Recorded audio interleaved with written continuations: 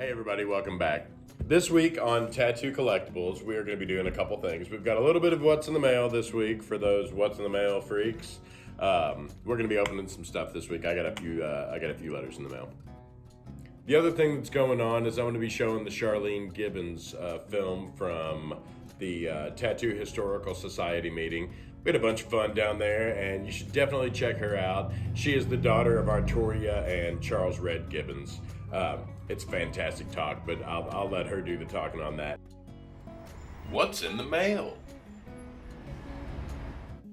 So, without any further ado, the first thing we got this week is from Raging Flicks from Pennsylvania. I'm not sure what this is. I left them all unopened this week, so I could be just as surprised as you were.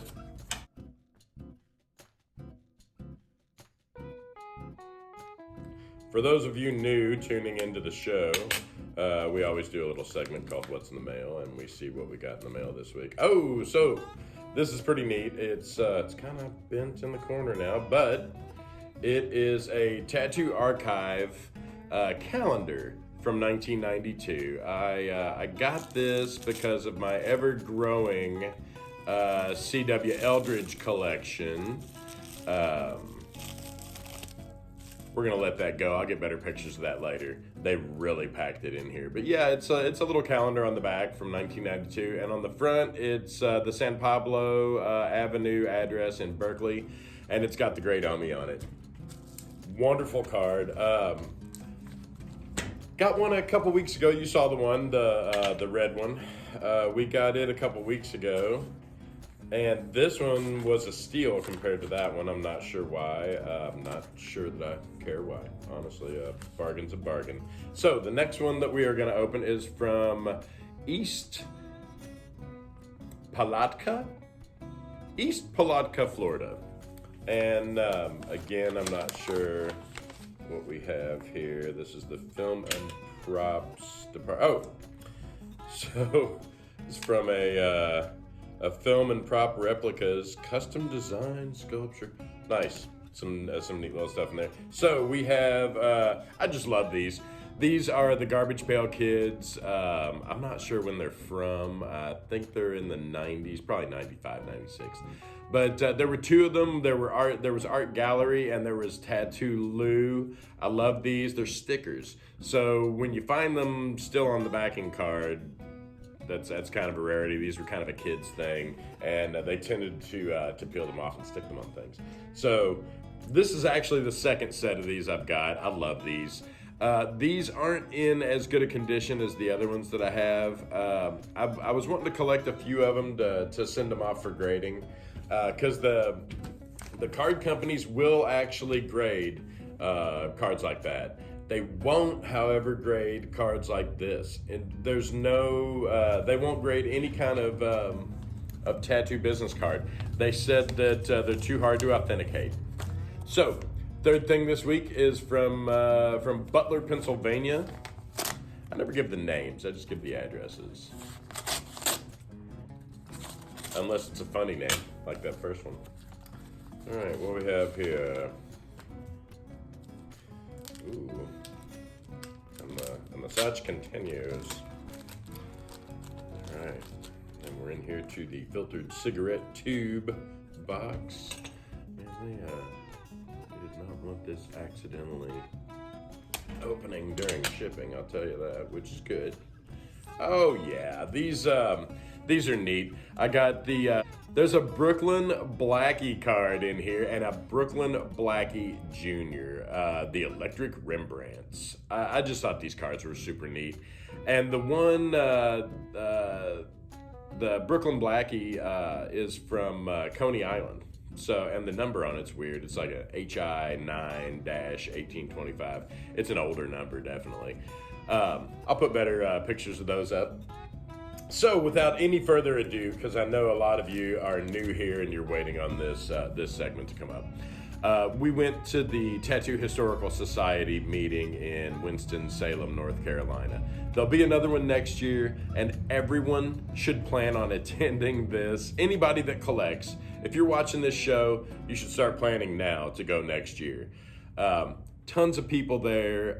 It was an amazing event. There was a bunch of stuff for sale. Some stuff so rare that it was just for seeing, but it was good to see it because you'll never see it anywhere else. So Charlene A. Gibbons gave a talk down there about her parents. Her dad was Charles Red Gibbons, tattoo artist extraordinaire. He's the one that did the bodysuit on Artoria, who was a super famous circus attraction lady. Now I'm gonna let Charlene tell you the rest of it, and here is that. This is an awesome thing, so check it out.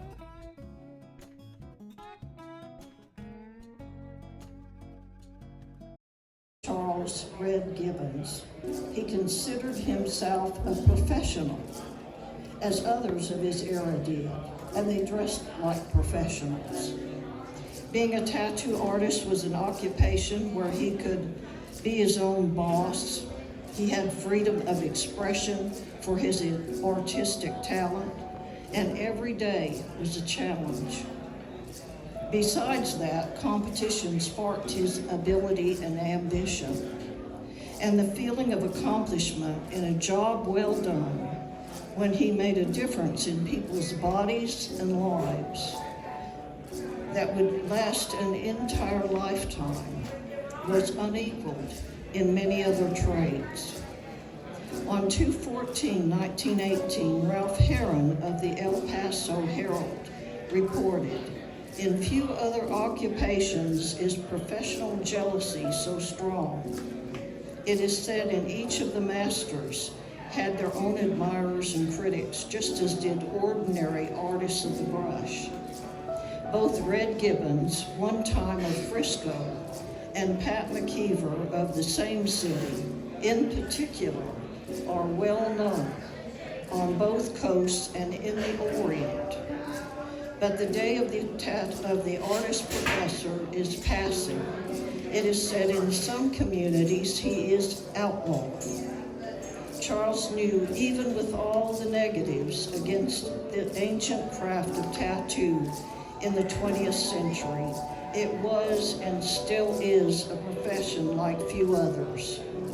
And those who saw the many positives fought for it, committed themselves to it, and were addicted by it. It was an occupation that stirred a passion within the deepest part of Charles, so much so he gave his life to it. On 10/8/1912, Charles married Anna Mae Huseland in Spokane, Washington, and this marriage lasted for 51.5 years.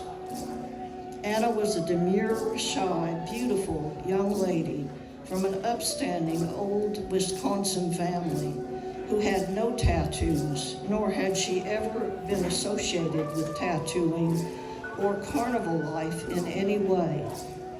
Anna was 14 years old when her father died suddenly of typhoid fever from drinking contaminated water in a stream as he was walking into town to buy school supplies for his 7 children.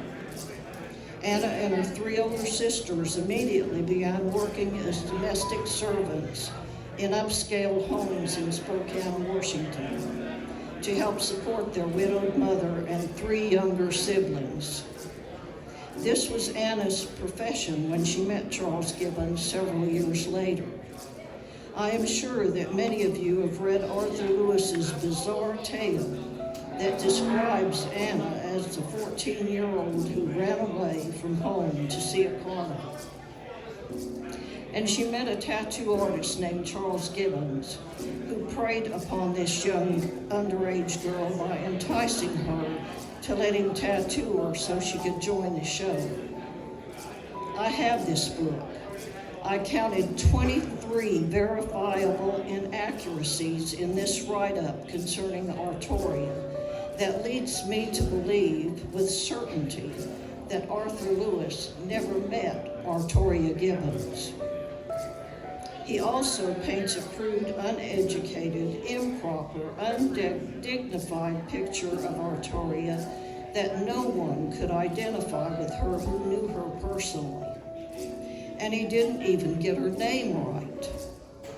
This is an attention-getting book-selling tale without an ounce of credibility, and it's the most repeated. In 1912 and 13, the world was on the brink of a very chaotic time. It wouldn't be long before World War I in 1914 through 18 would involve our country in 1917, resulting in the loss of 126,000 American men and 234,000 wounded. Working hours was soon changed to save utilities and energy, and in 1918, daylight hours were also changed. Gas, tires, shoes, and many other things were rationed, along with sugar and other foods. Everyone was encouraged to eat less meals and food for the war effort. It changed every aspect of daily life. The average earning per hour for a professional man in 1919 was 56 cents, with a 45-hour weekly salary of approximately $25, and any prospects for a lady to be able to acquire a respectable job with an equivalent salary at that time was nil. Hard, life-changing decisions concerning their future livelihood had to be made by many at that time in our history. And the results of Charles and Anna's urgent deliberations is well known. They did not take an easy road in any way to secure their futures, but they made the very best decision they could make for the both of them. So after 2 years of tattooing Anna's amazingly beautiful bodysuit, in 1919, Artoria emerged and caused a sensation. She was the best advertisement Charles Gibbons could ever have for his chosen profession as a tattoo artist. In 2004, Electric Tattooing by Men, written by Madame Chinchilla, page 14, states, Red Gibbons tattooed his wife Artoria in the 1920s and created a sensation. The tattoos were so good that it placed them firmly in the Tattoo Hall of Fame. In 1914, the Daily Capital Journal's Doug Billmeyer said, Red Gibbons has undoubtedly had more of his work on exhibition before more audiences at one time than any other artist now living. His masterpiece is Artoria, his wife, who is billed as a walking picture gallery. She was a product of the last Great War. She was transformed from wife to a work of art during those unsettled years. Charles and Artoria both worked shows together when they could, but that didn't always happen. Nonetheless, in the final analysis, the tough, hardline decision they had made proved to be genius. Artoria was a universally sought after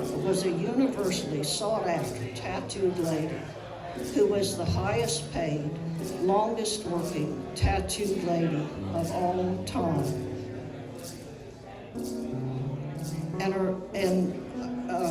She averaged a beginning salary weekly of $200 or more. And she worked all the major shows from 1919 to 1981.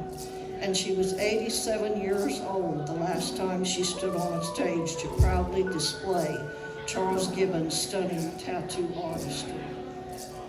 On 4/1/1979, Lyle Tuttle sent Artoria a card after meeting her when she was 85 years old.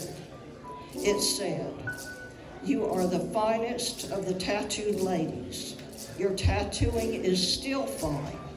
Red was a great tattoo artist." December 7, 1941 was a day that will live in infamy, not only for our country, but also for the Gibbons family. It was the day Pearl Harbor and Charles Gibbons was violently attacked.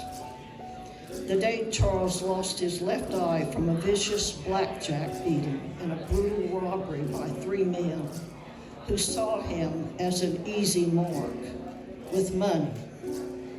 When Charles got off a bus that evening in Los Angeles, California, they followed him. He didn't look human when Anna and his 7-year-old daughter found him, beaten severely, lying in a pool of blood in a vacant lot hours later. But as soon as he recovered, he began tattooing again.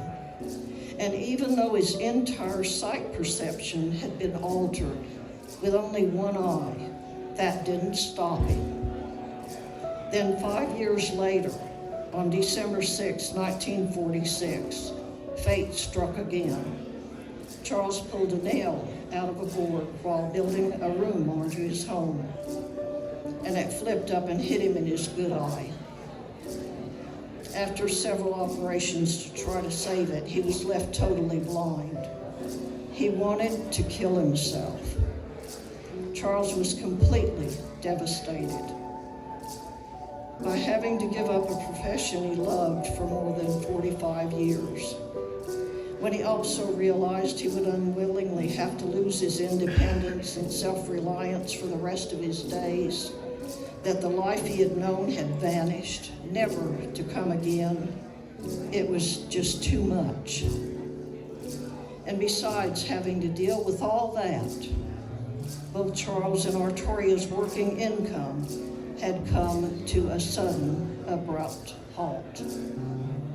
There was no insurance coverage then. There was no GoFundMes, no group support, no rallying around, no nothing. No one outside the family even knew what was going on in Charles Gibbons' life. He and Artoria was totally on their own to have to work through this tremendous tragedy that suddenly brought an end to Charles' ability to support his family, and it also put a standstill to Artoria's career as well. She couldn't possibly go away to work and leave him like this. Then a few years later, Charles suffered a stroke, the first of 4, and the last one killed him.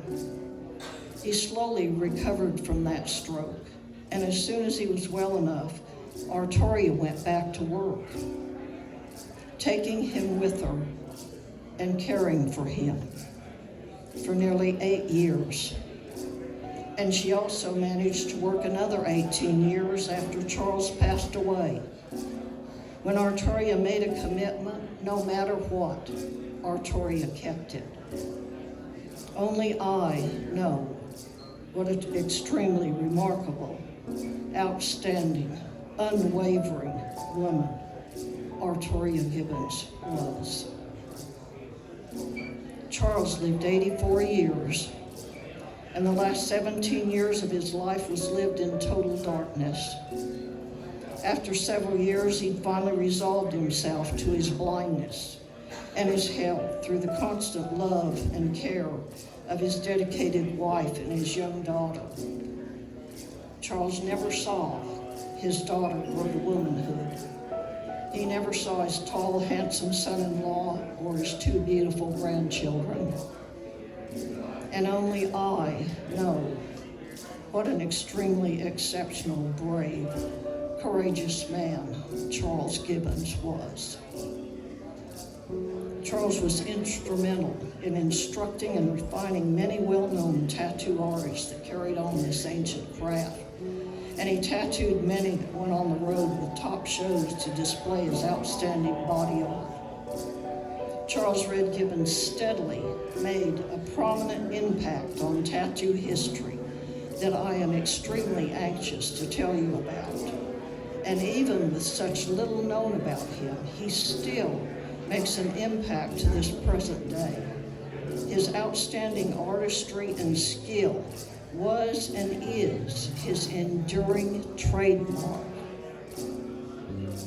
In 2012, LastSparrow.com wrote, "I think tattoo artists were extremely talented around the turn of the century. Anyone ever see Artoria Gibbons' bodysuit with portraits and all? Red Gibbons did it. Her bodysuit was a smoking suit. I mean smoking. Very little true facts are actually known about my parents, and much that is written about them is either twisted gossip or totally misleading information that's repeated often. For example, some sites post outrageous claims that Red Gibbons and Betty Broadbent were husband and wife. And here is another appalling example. In 1992, in an interview, Colonel Todd told Bob Shaw Sr. he, Charles Gibbons, had one eye, and I heard that the eye got knocked out in a barroom fight. In this same interview, Colonel Todd said, "You hear so many stories. I'll tell you what Sailor Jack Wells told me. He told me that Artoria was a waitress in a restaurant when Red met her and said she had a bunch of tattoos. He said Red reworked what she had, I guessed, and covered her." This and other comments in this interview and more bizarre statements found on the World Wide Web concerning my parents is what sparked my fury to write a book about them that would set records straight and give them the rightful legacy that they both so greatly deserve. The truth of who and what Charles and Artoria Gibbons really were to tattoo history, and the many accomplishments that they have both achieved throughout their reciprocal 99 plus years dedicated to tattoo professions that they both loved, needs to be made known, not only for their benefit and future generations' benefit, but also to reveal my parents' astonishing importance in some exciting yet unknown tattoo mysteries, with many surprises along the way that will totally bowl you over. And I'm working hard on it. And I would like to thank Chuck and Harriet for inviting me here and inviting me to do this talk. I am greatly, humbly honored to be here in front of all of you. Thank you very much.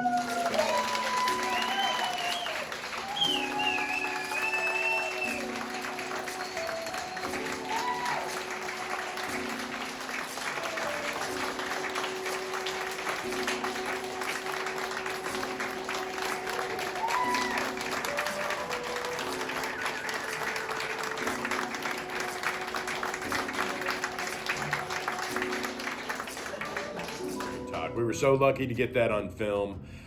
Next year, I will be way more diligent about getting things on film. I got a bunch on film this year. I missed a couple. They happened so quickly, one after the other, that if you had to use the restroom or get something to drink or anything like that, you missed a portion of it. And I do apologize about that. We did miss a little bit of her speech. She was talking for about 2 minutes before I got the camera set up. I was indisposed at the time. We had a great time down there, and we'll definitely be going again next year. It's a great opportunity to meet people who have similar interests to you, and in most cases, way more knowledge and way more history than you can even imagine. So definitely go down there and check that out. We're going to be going back on the road and doing some interviews on the road with some of the people that we met down there. Like I said, it's a great event. You should definitely plan on it next year. So if anybody wants to get a hold of us and write us an old-fashioned snail mail letter, the address was in the opening credits this week, and you should definitely send us a letter. I don't care what you send us. We will read it on air, good, bad, or indifferent. So until next time, hopefully you all enjoyed this and keep collecting. Hey everybody, Thanks for watching, and please hit the subscribe button down below and check out these videos. We've worked real hard on these too, and I think if you enjoyed this one, you'll enjoy those too.